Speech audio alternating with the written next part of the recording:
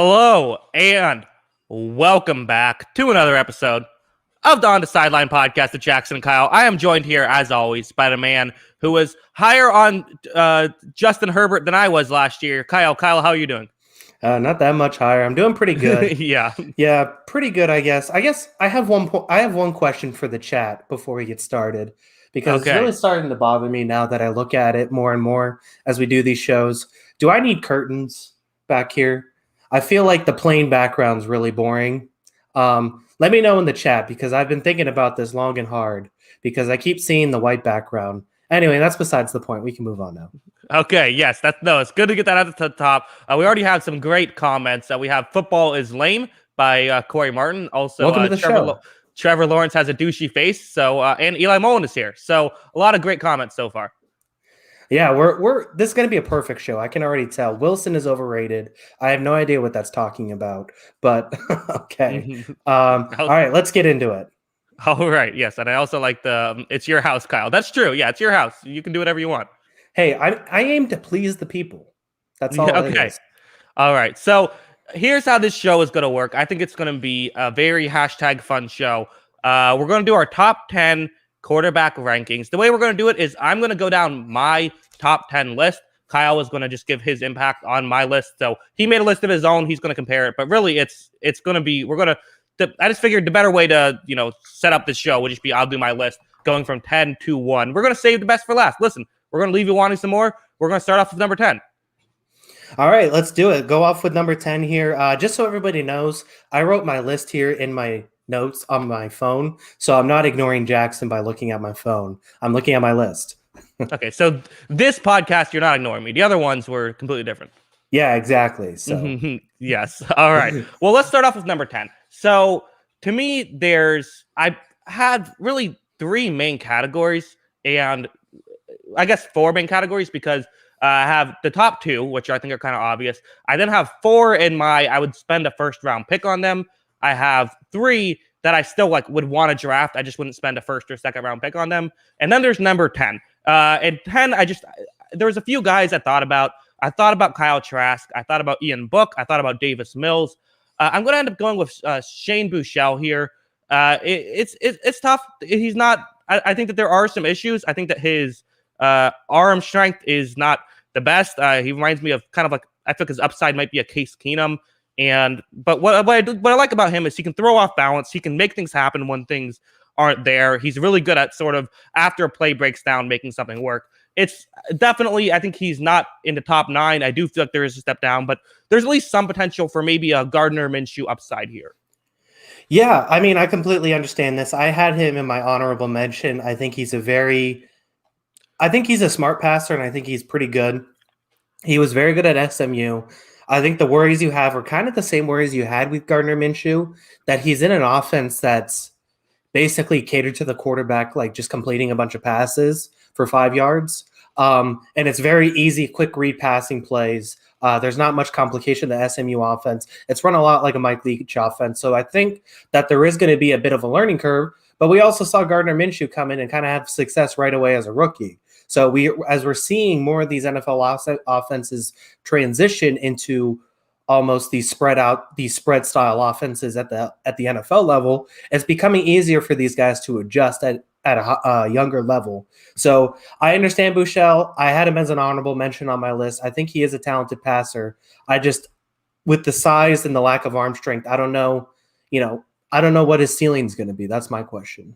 Yeah, and another thing, too, about, again, keeping with the arm strength is it seems like, he can at times be accurate down the field. And we've seen that with Minshew, right, where he doesn't have the biggest arm, but at least he can be accurate down the field. And that's, you'd still rather have someone who can also fire one down the field, but that's still pretty good.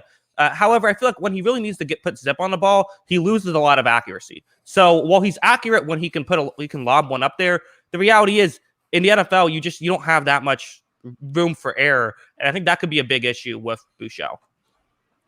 I can completely agree with that. Yeah, it'll be interesting to see, because like you said, I think Minshew's not a bad downfield thrower. It just takes a while to get there. He's pretty accurate with the ball at every level of the game. And as you're saying, if Buechele has to get one downfield, it's generally not getting to where he wants it to be. So he's going to have to add that part of the game, or they're going to have to cater an offense to basically not throwing 15 yards down the field. So I don't know if he's going to have success at the NFL because of that.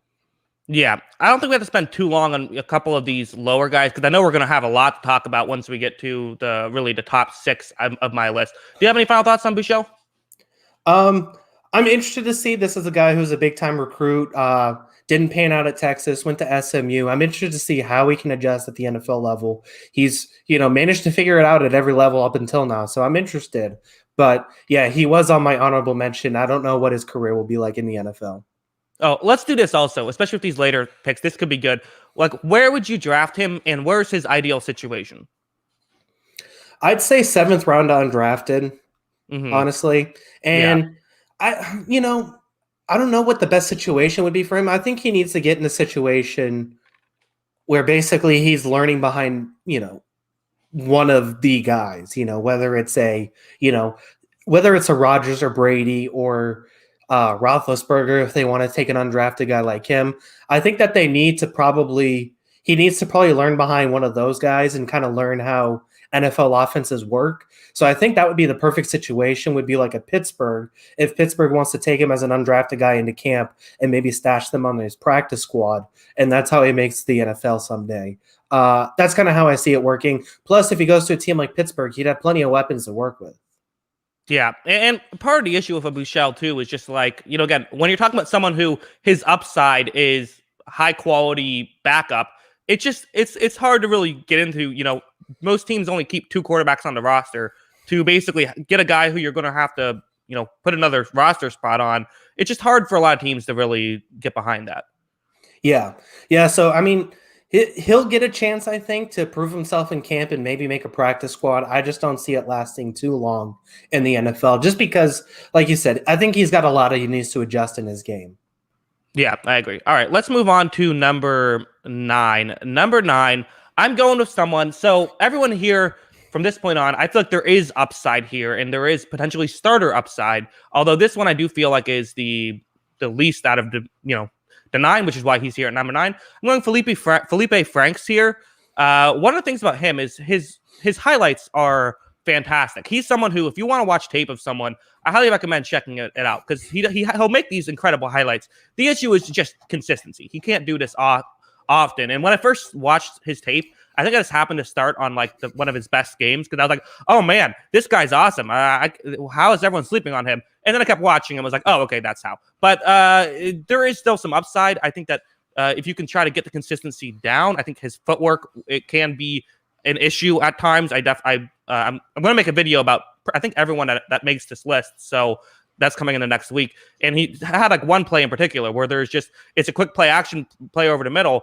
And for whatever reason, he's being very lazy with his footwork and overthrows it, turns into an interception. So there are some clear issues, but again, great pocket presence, and he can make throws off balance. So there is upside here. Every Florida Gator fan that probably exists is nodding at what you just said. Yeah, there's a ton of talent here, but harnessing it into like a sustained 12-game season seemed like a borderline miracle, and it never happened really in his college career just because, he has a big arm. He's a pitcher who was drafted by the Red Sox. He's in their organization if he wants to go pro in baseball. He has a huge arm. He's got, great size at 6'5". He's everything you kind of want in a QB, and this was the problem for him basically his entire career in Florida. He's everything you want in a quarterback. It's just not all putting together in the right places. There's things like, his attitude on and off the field, inconsistencies with his ball placement and that kind of thing that just leave you so frustrated because, you see the talent when he has a big game that he can beat any quarterback in the league. It's just putting it all together for a sustained performance over a season. Yeah. Do you think that there could be some logic though behind drafting him, behind saying like, we're gonna keep a third quarterback on this. Again, he's someone who he's someone who I'd feel good about. I would draft him if it's in the 7th round and he's available. I'm drafting him because there is those high heights. And also one thing I think that is kind of interesting about this podcast in particular is, you're a big college football fan. I don't watch college football. I binge watch college football. I watched the tape of the high prospects. So I knew nothing about Franks before a week ago. And then I watched all of his tape last year. So that's just something that I think is interesting. But like, I guess going back to the thing, I guess we'll do the question again. Where would you draft him? What round at the highest? And where do you think would be a good situation? Okay. So I'll put it this way. I think he's going to get drafted in the 6th or 7th round. I don't know if I would personally draft him. Okay. I just personally like from the problem is it's like some of the attitude stuff, and I hate to harp on some of these things, but like it wasn't just like a one-off game like the whole Miami situation at the beginning of this was it this season or last season? Last season. At the beginning of last season with the whole Miami game, it was a whole sustained career of just like dumb decision after dumb decision in my book. So that's why I wouldn't draft him. But I think someone's going to look at the talent in this kid and be like, okay, I'll take him with a 6th round, 7th round pick. I think he is going to get drafted, and maybe, he matures a little bit and figures a lot of that stuff out. And all of a sudden, he's able to stick it in the league. I just think I personally wouldn't draft him. The situation I think is going to be interesting. I don't know. That's a good question. Where would you put him? Which team? Maybe I would have almost maybe said like a Green Bay, but obviously they're not going to do that with Jordan Love. I think I could see maybe I think that you kind of did a good job with the, here's what I think I would just, for a team that's, I think I would get for a team that needs like a backup that's maybe like Miami. I guess Miami has Brissett, but a team like that, a team that's sort of a playoff team, but not necessarily a Super Bowl team. I think getting someone like him, because I do feel like if he could be a good backup in the sense like you could get him in a situation where if you're an okay team, he can win you 2 games and lose you 2 games, and you'll take that if your quarterback's out for 4 games. Yeah, no, that would definitely be interesting. I think basically if I'm unsure about where a guy should go, I think my default answer is just going to be Atlanta because, I mean, for my money, I think Arthur Smith's maybe the best play caller in the NFL. I mean, I think he's up there with the Shanahans, with the McVays. And I think his offense is just catered to a lot of quarterbacks being really good. And I think that'd be a good situation for a lot of young quarterbacks to come into. But I can understand a lot of different situations as well. I think Carolina runs some of the same stuff and also has some talent around them that if they wanted a guy who could back up Bridgewater, I think that'd be a good fit. So I would say something like I can go with Carolina. Like if Carolina doesn't love any of the guys they have at 8, maybe they just wait and take a guy like Franks. And then if they're not sold on Franks, then next year they can draft a quarterback. Yeah, well, how about this? I mean, so when the Washington Redskins, as they were known at the time, traded up all those picks to get Robert Griffin III, they also ended up drafting Kirk Cousins in the 3rd round. So maybe this could be if you're one of those top 3 teams, like a Jaguars, Jets, or 49ers, maybe you also take, Franks or another one of these guys on the list and go there just for a backup. No, I can agree with that. I think that's a good option for a lot of teams too, because you got 2 cheap quarterbacks basically. So I think it's a smart move. And I think Washington was actually kind of ahead of their time on that. So I think it's a smart move for a lot of teams if they wanted to go about it. Yeah. All right. Moving on. Number 8, I am going Jamie Newman here. So Newman is a very interesting guy. The situation around him is, it was frustrating last year because I'm reading about it. It seems like it was very disappointing where he was, I believe, going to be the Georgia quarterback, ends up opting out for the season. It would have been nice to see him in that offense because he has a huge arm. That's the biggest thing you'll see about him. He can throw the ball a mile, and he has good fundamentals too. I like it. Pretty consistently accurate. He'll occasionally whiff on a throw, but he's pretty consistently accurate. I think his problems are he has some pocket presence issues, and the Wake Forest offense was very predictable. So it was just, this is going back from 2 years ago is what I'm judging this on. So again, 2 years ago tape, maybe he's gotten smarter since then as well. And he's not a dumb guy. It was the offense itself was very predictable. I have Jamie Newman here at 8. What are your thoughts on Newman? So I had him at 10, basically for a lot of the same reasons that you just said. I think there is talent here. I think there is a good arm here. And, I think we saw it in Wake Forest, although I do remember, I don't have the numbers in front of me, but I do remember a couple years ago, Pro Football Focus had something about his accuracy numbers on deep ball probably weren't actually as good as what, it was projected to be. But anyway, he still had pretty good numbers at Wake Forest. I think my one concern was this Georgia situation this last year. And I don't want to speculate completely on a lot of this, but it seemed to me like he was told, even though JT Daniels was out to start the Georgia season, it seemed to me like he was told JT Daniels was going to win the job, and he jumped ship and basically said, I'm opting out. And then from what I heard, he didn't really impress with the senior day either. So I think it's a tough situation, but I mean, overall, I think there is talent here, and I think there is a guy who has a pretty good arm that, it's the same sort of thing as what I said about SMU. Davy Clawson's offense at Wake Forest is a little predictable, like you said. It's a lot of one-read stuff, so maybe that adds to it. But I think he has some stuff he has to improve, but I think there is a talented arm here that you can take a chance on. Yeah, and to build off of sort of the, did he opt out just seemingly because, he wasn't going to be a starter? To me, with that kind of stuff, I have the mindset of like, if I don't know, I'm not going to speculate on it. I care about what I see on tape.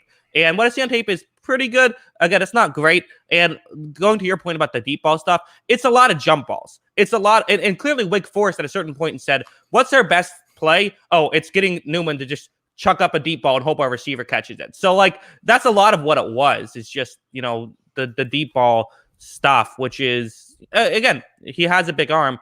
I think, to me, this feels like a 5th round or 6th round pick. And I think, again, like a Tampa Bay would make a lot of sense, I think, of getting someone who has a big arm, who can play the Bruce Arians system. They need a backup. I think there's a couple guys Tampa Bay could go with. I think that this could be a sort of a late flyer on to get someone who I think I could see him in the NFL for a few. I wouldn't be shocked if he is still in the NFL 5 years from now.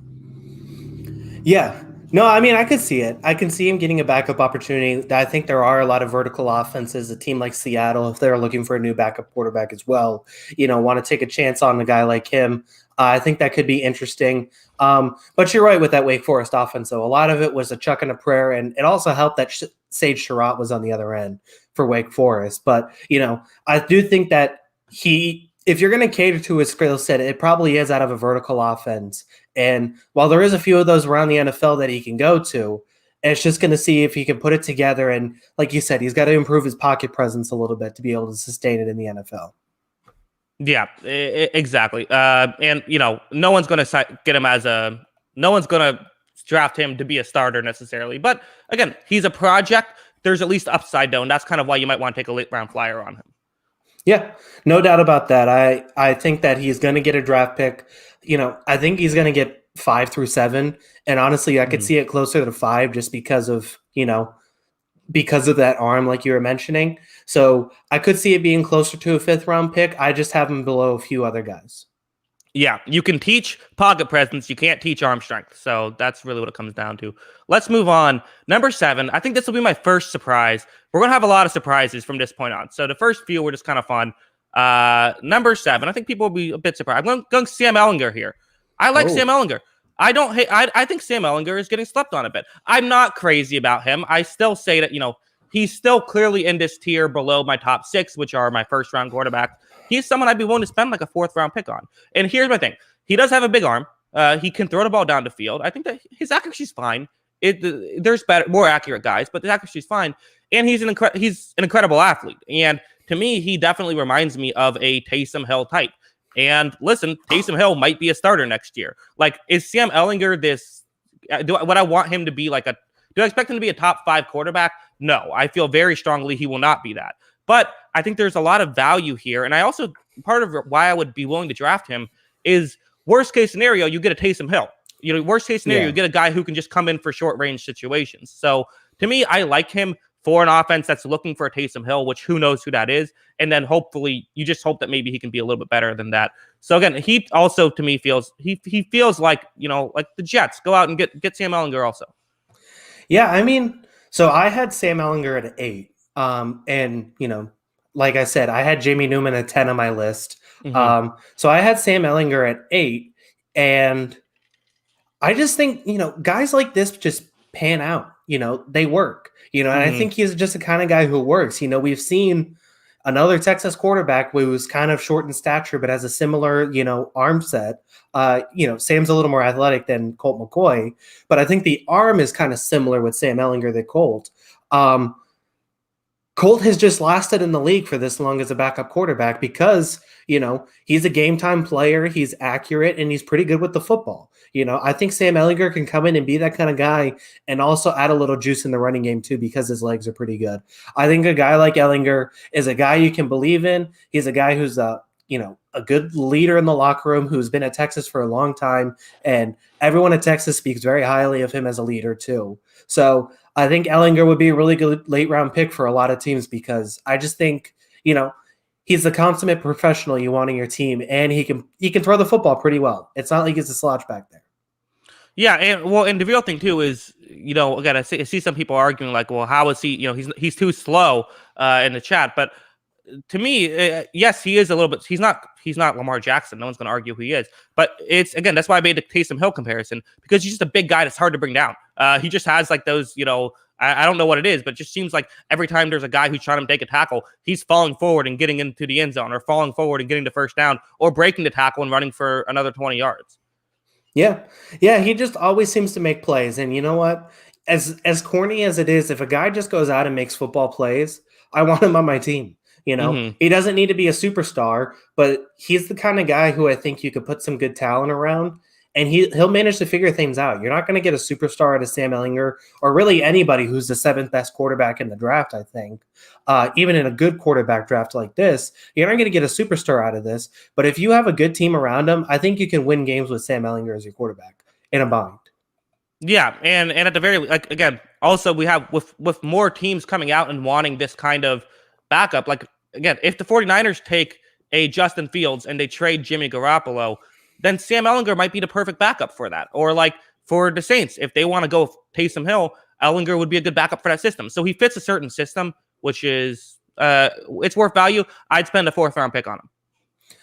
Yeah, no doubt. I mean, 4th, 5th, 6th. I mean, I think he is going to be available for a team that wants to take a chance. And like you said, maybe they get a rookie earlier in the draft that they want to start. Sam Ehlinger comes in as the backup. Maybe a team just wants to take a flyer on him, similar to like a Jarrett Stidham with the Patriots. I think he's going to be available for a team, and they're going to capitalize. Yeah. Speaking of the Patriots, doesn't this just feel like a Patriots draft pick? I mean, it could be. I could see it. I think there's a few guys that they're probably looking at from the top of the quarterback depth chart to all the way to the bottom. I think Ehlinger could be a decent fit as well. It'll be interesting. We'll have to see. I think they usually like a guy who's a little bigger, but I wouldn't mind Ehlinger either because I just think he's a gamer. Yeah. All right. So that's number 7. Number 6. Are you ready to argue? Okay. Who do you have here?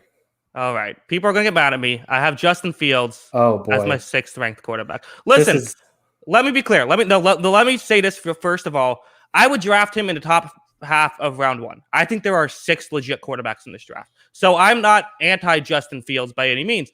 I do think there's better players, and I just think there's flaws. All right. I, like everybody else, and I want to say this too. The whole one-read quarterback is completely overblown. It's ridiculous. He's way less of a one-read quarterback than Trevor Lawrence is, and no one's calling him out on that. So that part is ridiculous. But I do have some issues with Fields. I made the comparison of he reminds me of a Carson Wentz type, where he never says die when he should. He never throws the ball away. Took him, I think, like 6 games when I was watching his tape for him to finally throw a ball away. He will make throws while falling down. His pocket presence isn't good. And the most important issue for me is his fundamentals are not good. When he throws the football, it's very much a almost, his arm, the way it goes very far back and it's very long. He takes a long stride while he's doing it. And the longer your motion is, the more chances of being inaccurate. He is inaccurate down the field. I'm sorry, he is. Yes, he has great arm strength, but I'm putting him here at number 6 just because I think the top 5 guys are better. So I have Fields at 3. So I mean, I'm just gonna always believe in Justin Fields just because the tape can say one thing, but I just saw the guy win a bunch of football games, and I know Ohio State's really good, so they should win a bunch of football games. But I saw him just play at a level that not a lot of quarterbacks played at, and to me, it's just to me, it's just similar to Cam Newton. And, Cam Newton had some frustrating things where is he stationary in the pocket? Sure. Is it kind of like a long arm throw with Newton sometimes? Sure. Is it always 100% accurate downfield? Probably not with Newton. But I just think he's a super talented quarterback who's the best athlete on the field when he's out there. I think he's going to make a ton of plays with his legs. I think he's going to make a ton of plays with the ball. And I just think he's a gamer in that way. So I've always compared him to Cam Newton in that regard because I think a lot of their skill set and their flaws are similar, but I think it just means something when you're the best athlete on the field, and that's what he is. Well, so here's my issue is, you talk about making plays with his legs. Well, he's not going to make plays with his legs that aren't design plays. He'll make design plays of his legs, but again, Cam Newton, he has good pocket presence. And I know that seems like a small thing, but I do think it matters a lot. I mean, look at some of the past busts. Dwayne Haskins, huge issue was pocket presence. Josh Rosen, huge issue was pocket presence. Like, that does matter, especially at the NFL level. Look, Daniel Jones, he's another one who I'm not going to call him a bust just yet, but it's looking that way, and a big part is pocket presence. Pocket presence really matters, and it's great that you can move around a lot, but I'd rather have a Mac Jones who can't run, but at least can identify, okay, there's a blitz coming from there, I have to get rid of the ball, instead of him just taking a sack and, losing the ball or something. So I think this is probably, so there has been this stigma with, where are we going with this? With Ohio State quarterbacks. Ohio State quarterbacks don't pan out in the NFL. I think that's that's the conversation a lot of people have had over the past few years. And Dwayne Haskins obviously didn't help it. And I think a lot of that is because of the pocket presence. I think the big thing with Ohio State is they're not really asked to make a lot of improvised plays. A lot of it is option routes down the field that they're kind of just sitting and waiting to get open. And then they're design running plays. So I don't think there's a lot of opportunity for Fields to improvise in that offense. I also think that he's going to be able to. I don't know. I guess I can't really explain it why because it's not on the tape. But I just think that he's going to be able to figure some of these things out. And I'm just tantalized with the talent more than worried about, what's wrong with this and nitpicking sort of some of his film. I think that there's just enough talent there that I think he's going to be good enough. I think some of what you said is very fair. I think that to me, first off, I don't think it's nitpicks. I think these are real concerns. I think his throwing mechanics being the worst out of the top 6 quarterbacks on my list, that's a real concern. That's not a nitpick. And he's going to have to, I don't know if you can change your entire throwing motion. Josh Allen did it, so it's possible. Maybe you draft him and hope that you turn him into a Josh Allen. He just feels like a project. And I said when I made my video, he's the biggest boom or bust pick, in my opinion. I still say if the top 5 guys are off the board and Denver has the number 8 pick, or like Carolina with the number 8 pick, Denver with the number 9 pick, one of those guys should draft Fields. Like I think that he could go top 10 and I wouldn't hate it. I think there's other guys that are better. And I think that he's a project to me. Okay. I mean, I think that's fair, but I think the big thing is after the top 2, I think that everyone's either a project or needs to be in the perfect situation. I think Mac Jones is more in the perfect situation where I can see Fields and Lance needing more development. So I think that's just outside of the top 2 because I think the top 2, kind of put the rest of the group to shame because I think those guys can be really good anywhere, no matter what. So I think that's my issue with it. I think that he's still going to be a really good quarterback. And honestly, if I don't have those top 2, just because of the overall ceiling of Justin Fields, I might take him. Sure. And there are issues you can find with every quarterback on this list. So again, I don't want to make it seem like I'm some Justin Fields hater, even though I guess I'm lower on him than most. So I guess I sort of am. But I do think there's a very real chance he's going to be successful. I can't justify putting him up. And I disagree a little bit. I do think that I would say no one else I would really classify as a project in the top 5.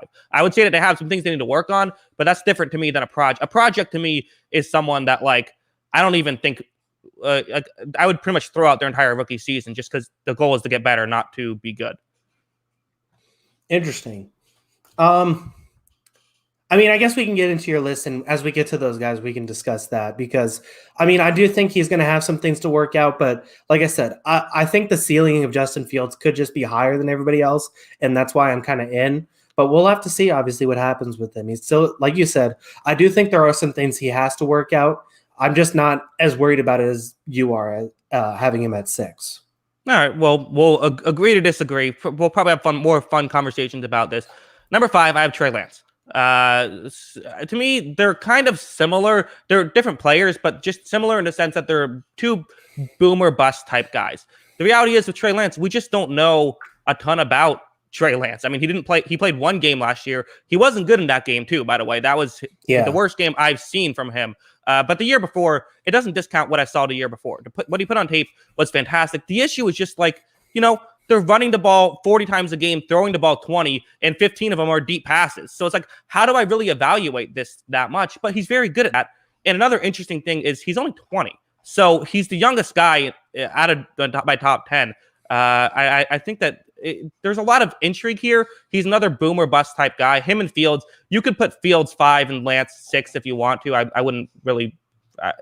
I think both of those are reasonable, but I think that they're both kind of in that same boat of I could easily see Trey Lance being out of the league in 3 years. I could easily see him be winning an MVP at some point. Yeah, I mean, I had Lance. Where did I have Lance? My phone closed. I had Trey Lance at 5. Like I said, I had Fields at 3. Lance, I'm kind of with you, although I think he kind of needs a year to the level of competition jump he's going to see here. I think is going to be so extreme that I think that's the biggest thing. It's going to take a year, and it's like you said, it's just such a small sample size. I can't imagine someone ready to trust him week 1. I mean, unless he wows people in training camp, I can't imagine whoever's drafting him in the first round this year, because he is going to be a top 15 pick, probably a top 10 pick. Whoever drafts him in the top 10, I just can't imagine watching 8 games in Division II football or 1 AA football and then expecting him to start week 1 of the NFL season. I really just can't believe that, especially with what we just saw with Mitch Trubisky in the small sample size. I think it's going to take a year for him to kind of develop, get his legs under him at the new level with the speed, and adjust his game. But I think that he's going to get taken because the talent is there. The arm is insane. The speed is insane.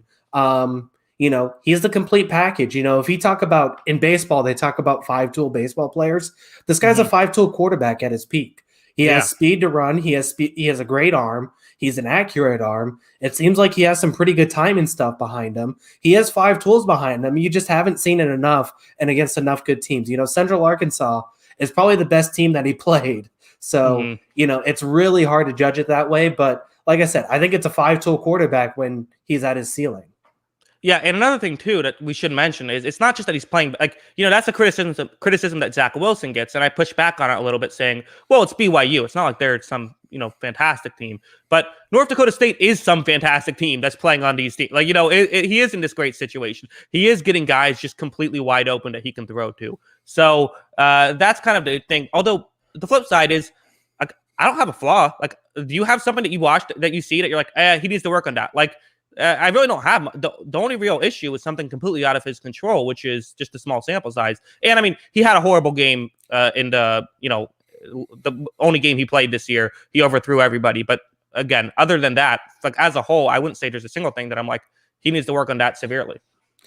Yeah, I mean, I thought he forced some throws in that game. That was kind of my thought. I don't know if he was trying to show off his tape and trying to make it as perfect as possible. I think so. I think he was trying to be too. He wasn't just playing his game. That's what I would say.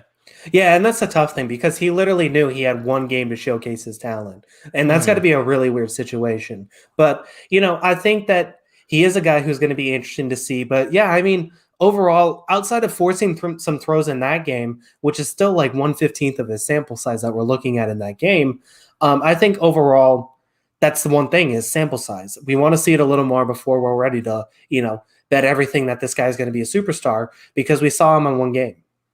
Yeah, and I think for again, when would I draft him? I draft him 5th overall if the top 4 quarterbacks on my list were taken.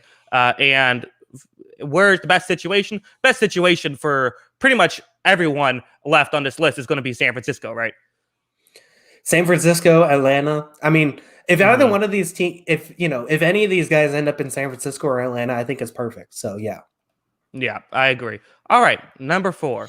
Philadelphia's last, by the way. Yes. Okay. There you go. Number 4. Again, I think people are expecting someone. I'm not going to get to that person just yet. I'm going Mac Jones here.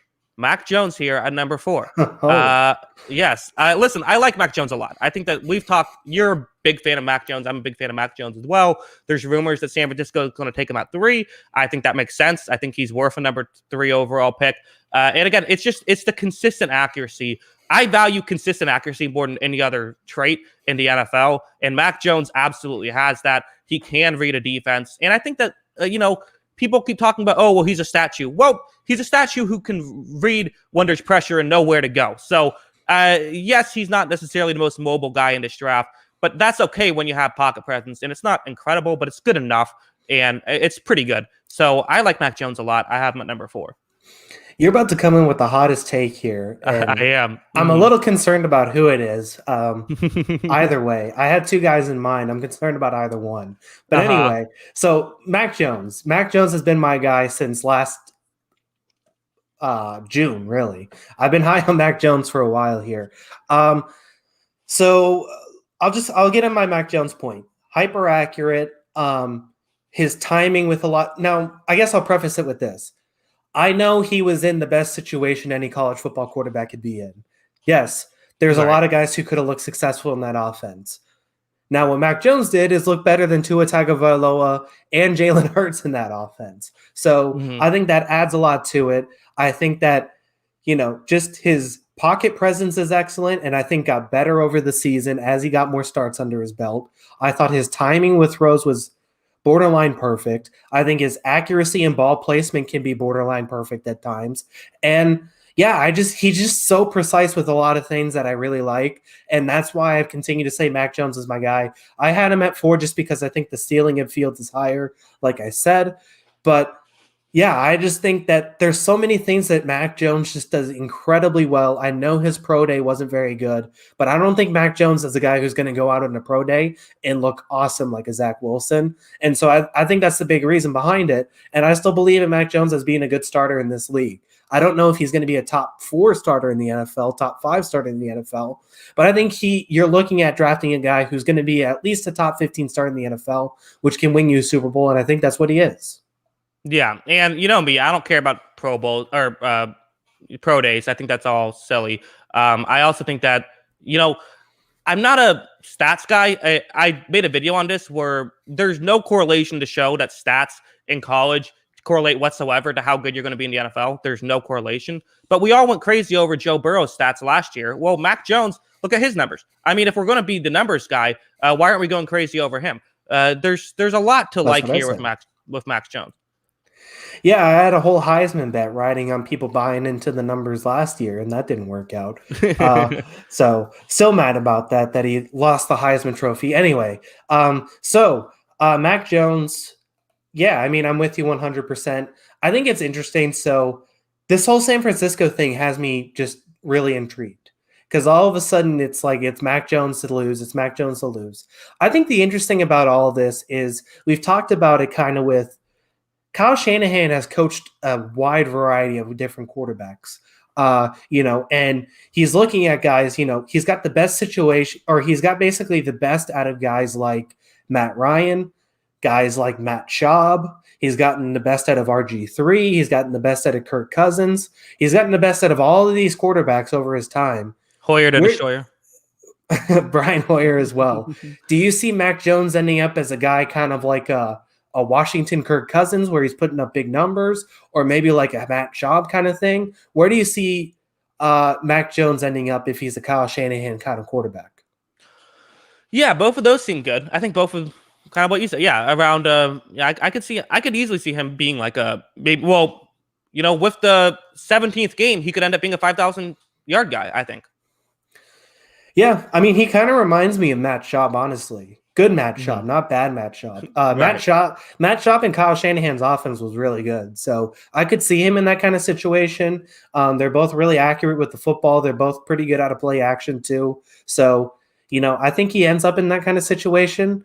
It still kind of baffles me that they're going to take him at 3, but hey, I think you're still going to get a pretty good quarterback in that situation.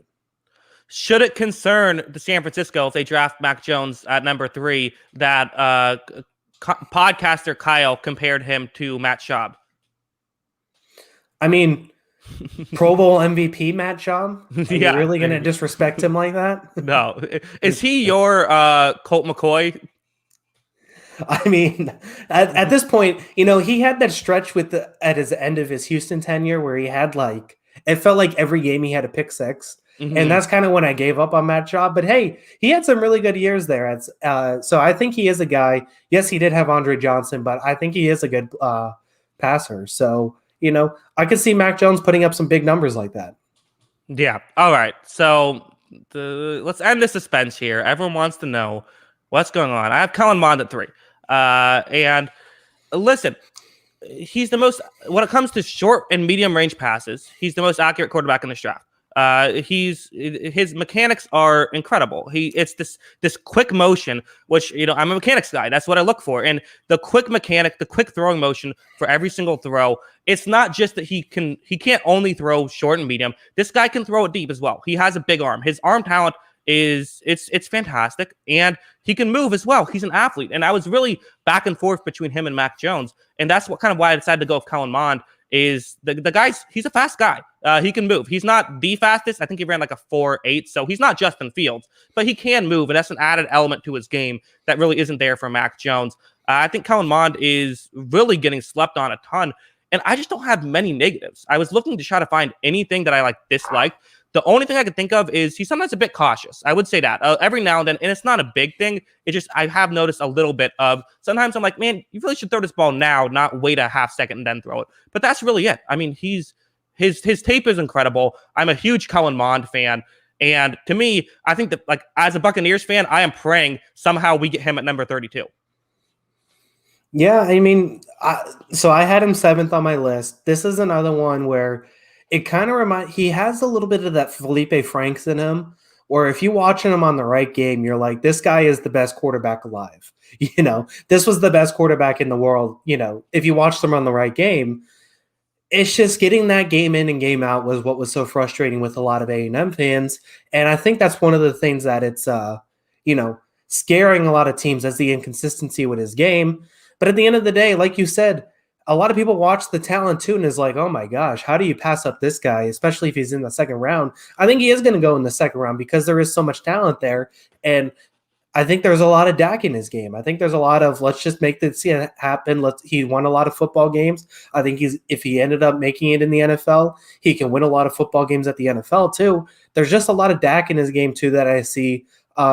So I think he is going to get taken in the second round, maybe the end of the first round, like you're saying, if someone really likes him. I think it's going to be interesting to see where he ends up exactly. But yeah, I think there is talent here.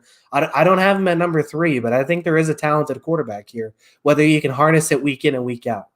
Yes, I see. Someone said he ran a 4.57. I don't know if I haven't looked that up, but I'm just going to take that as fact. So which that checks out because that seems about what it is at. On his tape. And about the inconsistency thing, this is just one of those, I think that it gives me an advantage not being a college football fan evaluating these things because I don't really buy into the narratives. I don't know the narratives. I can just watch the tape and evaluate it myself.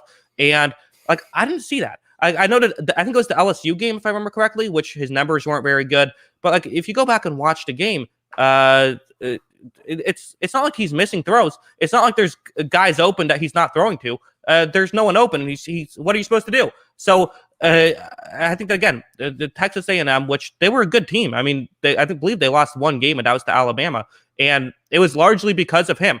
He had a huge impact, and he does feel the Dak Prescott comparison. That feels, that makes sense to me. He seems like the kind of guy that's going to go in the third round, and everyone's going to say, "How the hell did we let this guy slip through our fingers?" Because his accuracy, and it's not just accuracy. He doesn't just hit open guys. He hits guys where he's supposed to hit them. He hits guys in stride. He'll throw it low and away when there's pressure. He knows where to put the ball. I'm a huge Kellen Mond fan.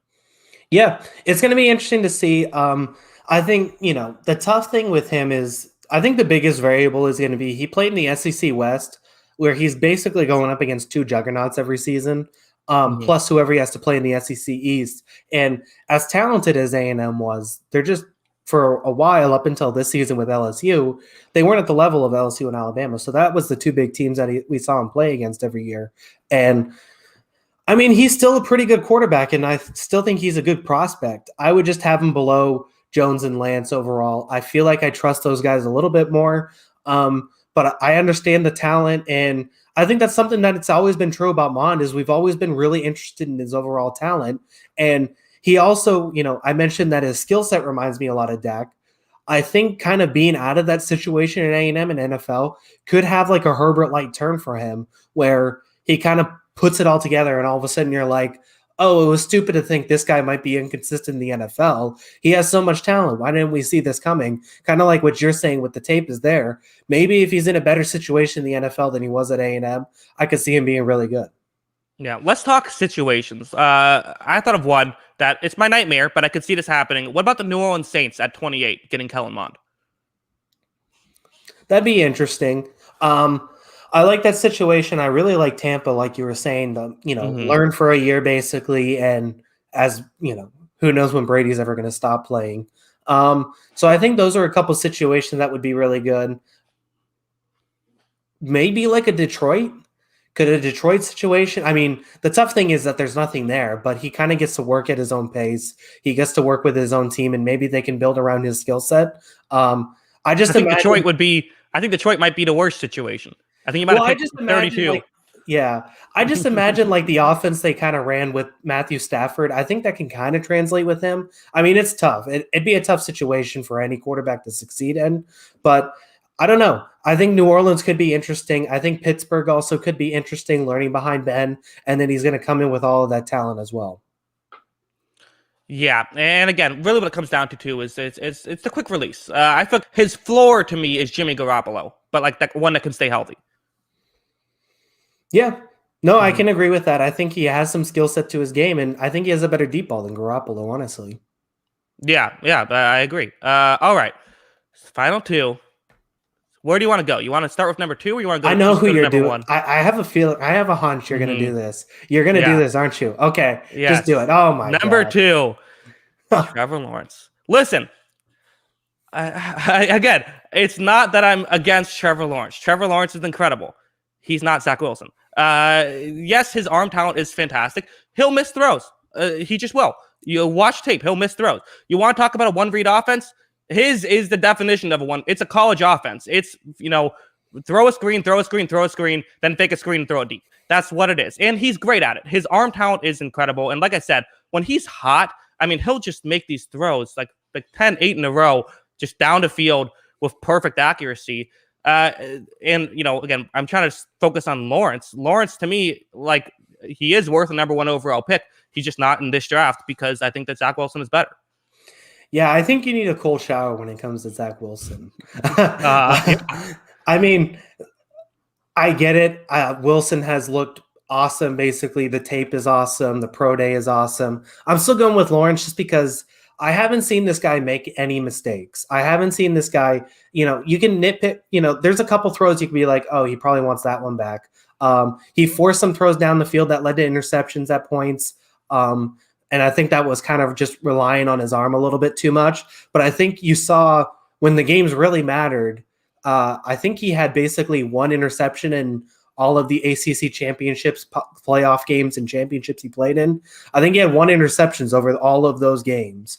So when the game really matters, those throws really don't happen where he's forcing it downfield and forcing it into bad coverages. I think he just likes to take some shots during the season and test out his arm and test out his receivers. I think that this guy is the complete package. I would have him number 1 overall. I would take him number 1 overall. He has the mobility. He has the pocket presence. And we've just seen him over these 3 years be consistently the best year in and year out. I mean, he didn't win a Heisman ever, but just consistently the best player on the field, it seemed like always when they needed him to be.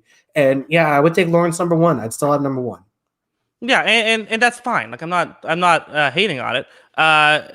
His pocket presence is good. It's not Zach Wilson's, but it's good. I think even Trevor Lawrence would admit that. Like, hey, yeah, maybe Zach Wilson can make these, off balance. We'll get into Zach Wilson in a second. One big issue I have with Lawrence is, and I think you'll agree with me on this, he has that I can make every throw, which will be a problem going into the NFL. Well, yeah. So I think that's the one thing people look at and is like, because we've seen it now. Basically, Sam Darnold and Jameis Winston didn't cure that when they got to the NFL. And we were like, well, once they actually get accustomed to the NFL defenses, they'll fix it. Darnold and Winston didn't fix it. But like I said, I think Lawrence just likes to kind of test his limits. But at the same time, like I said, when it was the biggest games, like that was the thing with Darnold and Winston for me. Even when it was big games, there were still a couple of mistakes in there. When it was the biggest games to me for Lawrence, he rarely made mistakes, and he rarely, he honed a lot of that in. And I think that's why I think he can adjust a lot of that to the NFL. That's an interesting point. It's a very interesting point. Maybe that's something I'll look at. But let's go to number 1 now. I do have Zach Wilson here. Listen, here's how I would phrase it. I think that Trevor Lawrence is like an Andrew Luck type player. I think Zach Wilson is Aaron Rodgers type player. Like that's just, to me, that's the difference. Is I think that both these guys, if they both hit their potential, Zach Wilson's the better player. Like that's why I want Zach Wilson. Zach Wilson, his ability to, again, I don't care about pro days, but like you talk about the pro day and how he chose to make these off-platform throws, going to his left, throwing to his right. He chose that because he knows he can do it consistently, and the tape backs that up. He can do that 10 out of 10 times. His deep ball accuracy is insane. He has this incredible pocket presence. I think that Zach Wilson is the best quarterback in this draft. So, I think let's put it this way. I think Lawrence, there's a reason he's been regarded the same way since his sophomore year of high school, basically. And I think it's because he's just this guy who has, he's your prototypical prospect quarterback where he does everything you want in a quarterback position, basically. Like I said with, who did I say it with earlier? He's that 5-tool with Lance. Lawrence is also kind of that 5-tool quarterback prospect. Wilson is kind of like built to be, he's kind of built to the modern passer. We look for these guys who can improvise, think on the fly, make big time plays with big time arms. And you look at guys like Mahomes, Rodgers, all of these guys have the same attributes that we saw Wilson do at BYU. He has all of these things that you see in that he can improvise, think on the fly, and deliver a perfect ball at the same time. And I think that's why a lot of guys, and why the Jets were so far ahead on this as they were looking at quarterbacks all year, it seemed like immediately after they lost the number 1 pick, Zach Wilson's going to go number 2, because they were looking at these quarterbacks all year and they saw exactly that. He is built for the modern passing game, and I think that's why a lot of people are so high on him. Yes. Okay. So everyone is the chat's going wild, which I love. Listen, that's part of the fun of these lists is we get some of this stuff. But again, I really do just feel like for a guy like Zach Wilson, I mean, you saw teams in college just start going to this 2 safety deep look play after play after play because they didn't know what to do. They couldn't stop this deep ball, and Wilson was able to pick him apart over the middle as well. So it's not just this. Obviously, we know the big thing, which is his pocket presence, ridiculous, and his ability to throw on the run off balance, ridiculous. He also is, I would say he's a higher IQ, football IQ player than Trevor Lawrence, and I do think that there is bigger upside. I also think there's a bigger bust factor in Trevor Lawrence. I do. I think with Trevor Lawrence, there is that concern I have with he tries to fit every ball through tight windows. Zach Wilson knows when to not do that. So I do think that there's higher upside and a higher floor with Zach Wilson. To me, I don't even question it. I'm going Zach Wilson. It could fail, but I think that, and I think that the Jaguars, if I'm the Jaguars, I probably don't, just because it'd be hard to have the balls to do that. But I think that Zach Wilson's the better player. Yeah, and I think the one argument you have for Lawrence too is that, or counter you have for Lawrence is, well, he's not in a situation at BYU where he gets to showcase, or he's not at BYU where he has to showcase a lot of that for his team to win. He kind of just goes out and goes to his game plan because Clemson is an overwhelming favorite basically against everyone they play in until the Final Four. So he doesn't have to do all of that on tape. Now, it doesn't know if they're at the end of the day, we're not really sure if he has that in his arsenal, but I kind of have a feeling he does, just because there's so much to his skill set that I think is so high. I got to imagine that his improv skills are going to be just as high too as a quarterback position. But I mean, you're right. The thing is that Wilson has it all on tape that he showcased that he can do all of this at a high level, and I think that's the big thing. I'm still taking Lawrence at 1, but I understand a lot of the argument for Wilson. I was adamant for a long time that Fields is still my number 2 pick forever. And then, once you started seeing it in the offseason and, separated yourself from the college football season, you're kind of like, you can't really doubt this kid. This kid looks awesome every opportunity he gets. Yeah, I couldn't agree more. And someone says, "What about zero pass rush all year with Wilson?" This is something that I hear. This is another one of these narratives that I just don't get. And I'm not, listen, I'm not blaming you, John. A lot of people say this, but wouldn't that mean that he would be more surprised by pressure? So wouldn't that make it more impressive when pressure comes from somewhere, he's able to get around it? Shouldn't that be more impressive for Zach Wilson, not less impressive that, there wasn't a ton of pressure, but when there was, he did an incredible job getting around it. Like, to me, that's more impressive, not less impressive. Yeah. I mean, yeah, I can agree with that completely. So, I mean, I do think he's the real deal. I still just love everything Lawrence puts on tape. You look at games like, when he came back for that Notre Dame game, and that Notre Dame defense was just so elite, and he just picked it apart. And he wasn't just picking it apart with his arm, he was picking it apart with his legs. And it's just like, against that Notre Dame pass rush, I was just so like, you can't stop this guy. You can't stop a guy who's, he's beating real NFL players, virtually by himself on the offensive side of the ball. I think Wilson has a lot of that capabilities with him too. I think they're both going to be good quarterbacks. Like I said, I think right now, kind of where I'm at and where I made my tiers is there's two guys I think can fit in any system right now in the NFL, and that's Lawrence or Wilson. I think if he's available, if one of those two guys are available for you and you have even a semblance of questions at quarterback, take one of those two. I think everybody else you can have a question about, you can say, well, I don't love this, so I'm going to pass on him. He needs the right situation. He may need a year to develop. I think these two guys both can play in any situation. Yeah, I agree, and they're both 21. I mean, they're both so young. They're two, and I do agree. At the end of the day, we're going to argue Zach Wilson and Trevor Lawrence. I think there's a real chance we're arguing this 10 years from now, with how good these prospects are. Yeah, I mean, so the interesting thing was the conversation basically since high school was Trevor Lawrence or Justin Fields, and then Zach Wilson made his way into this conversation. Right. It is going to be interesting. I believe in all five of these guys that can be good quarterbacks. But yeah, I think a lot of it is going to be situation based for guys 3 through 5. And I think these two are going to be so much fun. I just hope the Jets don't ruin Wilson. That's all. They will. And I'm going to look like an idiot because the Jets screw it up.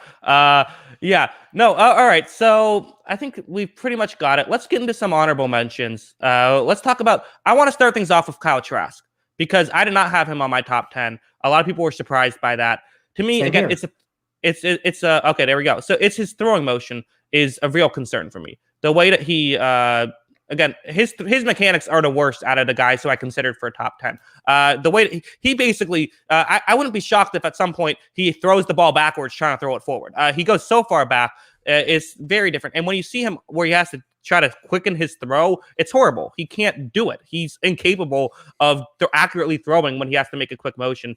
And to me, that's the real concern. I think people like to call him slow. I think that's a bit overblown. I think that, to be honest, it's not the best, but he has solid pocket presence, and Florida would run designed runs, and he was fine at them. He's a smart runner. He's not necessarily a fast runner, but I still think he's fine. Yeah, so I had Trask and Shane Buechele as my honorable mentions. Trask, to me, here's my thing. So while I think it gets, kind of misconstrued with Mac Jones at Alabama that he was just the product of good players, I thought he did good things with good players. Trask felt more to me that he was benefiting from playing with Kyle Pitts, who I think is the most incredible tight end I've ever seen in college football. He has an 84-inch wingspan. He runs a 4.4 and he's 6'5". It's pretty easy to throw some balls up to that guy and say, hey, good offense. I think that's some of the things you worry about with Kyle Trask. I don't love the arm strength. I think Trask's best case scenario, honestly, has to be something like Chad Pennington. The arm is not there with this guy. I don't see this guy consistently getting balls 25 yards downfield against NFL defenses and NFL secondaries. I think, it's kind of a duck arm. So I think the best case scenario you're looking at is a Chad Pennington type of player. And to me, he doesn't have the ball placement and timing that Pennington had, which Pennington had to perfect to play in the NFL with a bad arm strength. So I think you want to see a Chad Pennington level player out of Trask. I just don't think he has the perfection of other things that Pennington had. Yeah, honestly, I feel like the one way I could get around drafting Trask is a 7th round pick and basically just saying we're going to try to completely fix his arm mechanics, and it's either going to bust and we've wasted a 7th round pick, or it'll work out. And now we have someone, because I do feel like when he actually can get his whole mechanics around, he can throw the ball somewhat well. It's just that it just takes him so long to do it. It's just not going to work at the NFL level. Yeah. No, I can agree with that. I'm not in love with him, so I don't think he's going to be great. Update: Kyle is not in love with Kyle Trask. Yes. Sorry. Kyle's don't band together with this one.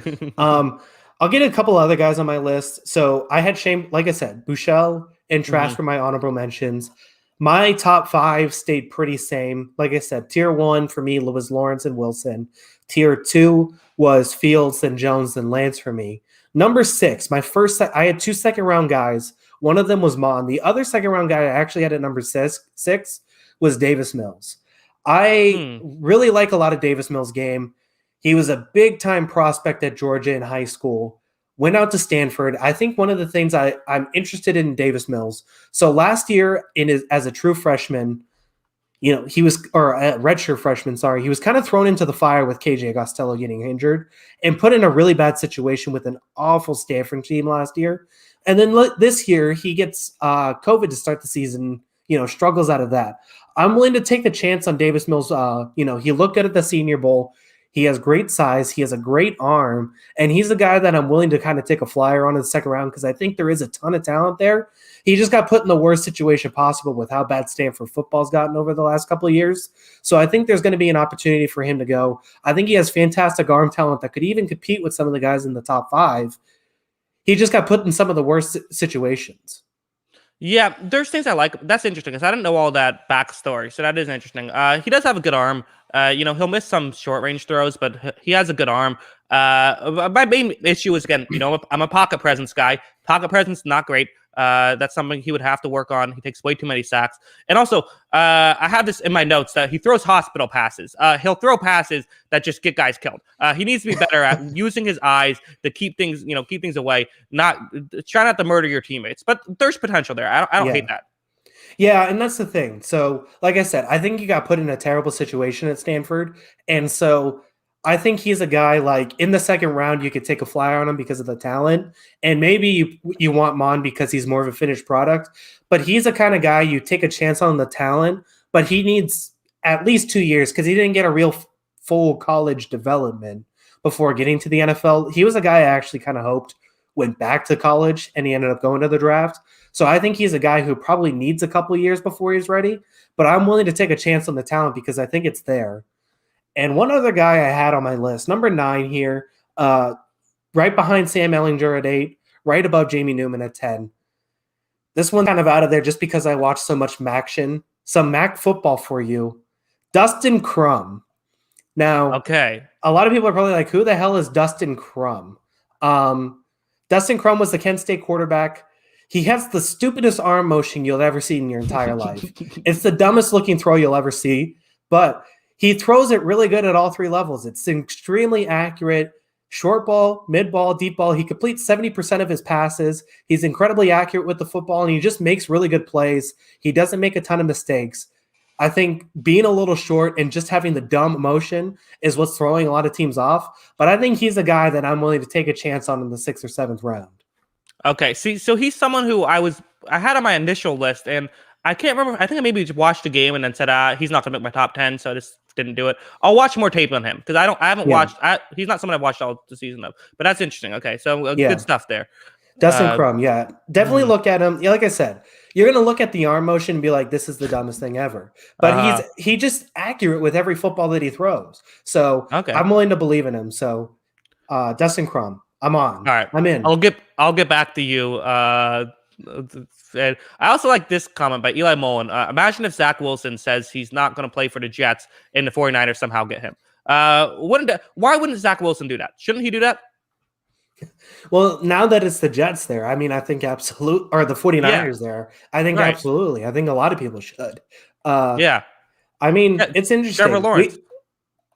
I think the tough thing is that, I don't know, like, can this still work? Like, haven't they kind of negated a lot of this power that rookie quarterbacks have?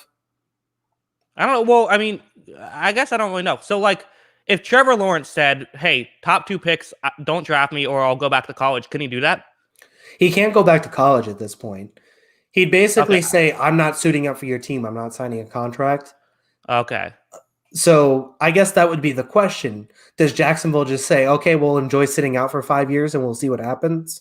And, Right. they can just play chicken with each other. I mean, I know that Eli basically did that. He said, "I'm not signing a contract." But the thing is like quarterbacks signed $70 million contracts at that time. So Yeah. I know the quarterback or the contract stuff is different. I don't know if you can still get away with just basically saying, "I'm not playing." Well, I know there was that Bo Jackson thing when Tampa Bay drafted him, and then he went back to college, I think. Yeah, I think they changed it. Basically, once you sign with I an see. agent and enter the draft, there's a deadline that passes that, you can't just Gotcha. decide after draft day, "Okay, see ya." Yeah. So, Okay. Well, yeah, gotcha. All right. Well, cool. So I think that I'm gonna get a lot of angry tweets after this one, which is always fun. But you know what? Listen, I'm gonna be honest. I'm gonna give my opinions, and if you don't like them, like, so be it. I hope I at least explained them well. yeah. I mean, hey, at the end of the day, it's still kind of a guessing game with everybody, whether you're in a Hmm. front office or whether you're two guys on YouTube. It's still kind of a guessing game. We're just watching tape, we're watching games and saying, "Hey, this is kind of what we think of this guy." People are going to be higher on Kellen Mond than others, so it's going to be interesting. Yeah. Probably. I don't think too many people are gonna be higher than I have them. That's true. I mean, somebody out, Kellen Mond's parents might have him number 1 overall. I think even they're like, Wilson and Lawrence first. Yeah, maybe San Francisco. Yeah, get him. Yeah, exactly. All right. Yes, Eli Mond. I'll angry tweet you right now if you want. Sure, go ahead. Anyways, everyone, thank you for watching. This is a very fun show. Next week we're going to be doing this a similar thing. We're going to change it up a little bit, but we're going to do the rest of the offensive players. So not quarterbacks getting ready to rest of the offense. We're getting prepared for the draft. So we plan on doing the working plan right now. It might change, but working plan would be offense next week, defense the week after, and then a mock draft the Sunday before the draft. So should be very fun. A lot of good draft stuff coming up. And Kyle, before we head out, let them know where they can find you. Yeah, make sure to follow me on Twitter at @ByKyleGronin. That's ByKyleGrondin by Kyle Gronin on Twitter. At Jackson Kruger. I'm not going to spell it because I'll probably botch it trying to do it. At On the Sideline JK to follow our group, our page channel, our podcast channel. That's at On the Sideline JK on Twitter. And we forgot to talk about this beforehand, but just to remind you and all the people listening, next week for our top 10 offensive players, we're going to do it Monday night at 9 p.m. Eastern. That's Monday night instead of Sunday night. I'll be flying Sunday night, so I won't be able to make my own show, which means we have to push it back a day. Yes, right. Thank you for. I'll put a comment. I'll remember to put a comment on the YouTube video as well, so people can find that out. And yeah, so that's it. That's your show. Thanks again for watching, and until next time, have a good one. Peace.